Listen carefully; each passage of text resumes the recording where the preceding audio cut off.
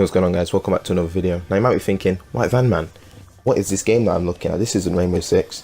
That's right, it's called Gigantic, and I'm going to be talking about that in this video. I'm going to explain what it is and reasons to give this game a try, because it doesn't really have like the biggest, player base, and maybe I can convince you guys to give it a try because it is a really fun game in my opinion. So down to what it is at the core, it's a hybrid of a hero shooter. Think Overwatch, think Battleborn, with some heavy MOBA elements. We've all played MOBAs, Smite for example. It has those kinds of, that kind of vibe to it. But it is actually, don't bother with comparisons at all. Don't think, oh wow, this is similar to Overwatch, this is similar to Battleborn. But it really isn't. It actually really is like a fully unique experience. Just like most of the hero shooters / MOBAs out there. And that isn't just me saying that, not some of that, cliche stuff that everyone would say. It seriously is a unique game. But down to the game premise, what it is that everyone spawns into the map, it's 5v5, and their objectives on the map, as you can see on the mini-map, they'll be labelled, A, B, C, etc, etc. And each team gets, their half of these, and usually there's one central one, which isn't actually, you actually share. And what you do on these objectives is you spawn creatures. These creatures have different attacks and different abilities, which can, keep away the enemies. Like, for example, some can spawn these walls to stop enemies getting through. Some can spot enemies, and some can create healing blooms where you can pick these up and heal some HP back. And down to that central one. So if you kill their creatures on their objective, you can't actually capture that kind of creature objective.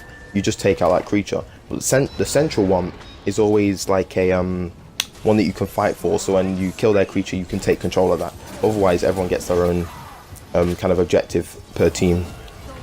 So upon completing objectives such as getting kills on players and creatures, for example, you gain power. So at the top of the screen currently it says 0-0, but each time we do an action like get a kill, it'll gain 10 power. And when one of the sides reaches 100 power, your guardian, which you can see the little icons at the top there, one's a dragon, one's some kind of bird thing, I don't even know, but when you reach 100 power, your guardian becomes powerful.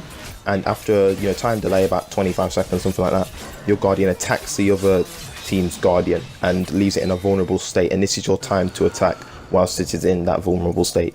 Each guardian has 3 lives. You can see the 3 hearts on either side at the top there.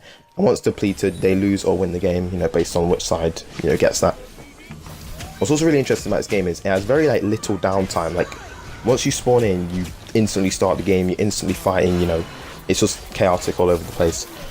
But as the game goes on, as the game progresses, there's something that happens called a clash, where the map essentially gets smaller into like more of an arena kind of feel.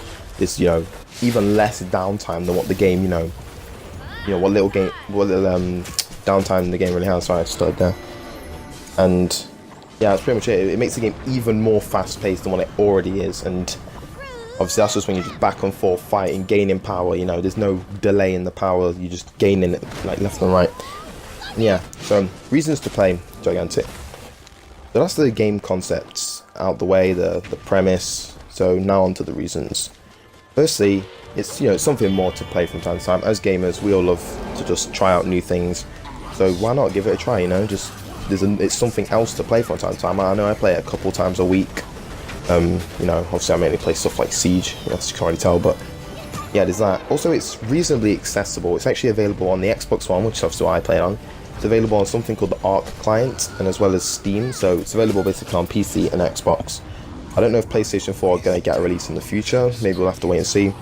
Yeah, and also it's really straightforward. Like I took a long break off this game, and when I came back, I found myself getting to grips with everything within a couple minutes. So it's really straightforward. There's not really much complexity to it. As you can see on the screen, it's just kind of loads of stuff is going on. Like, it's not like other games where you have to know the ins and outs of every single character to know how to fight them and stuff. You just jump in and have a lot of fun with that. Also, it's very appealing. The art style is amazing. The character designs and personalities have a lot of flavor, taste to them.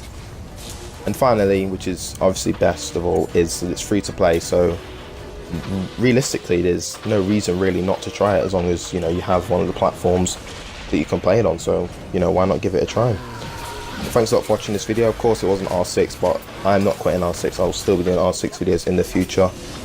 And yeah, thanks a lot for watching. I'll see you in the next video. Goodbye.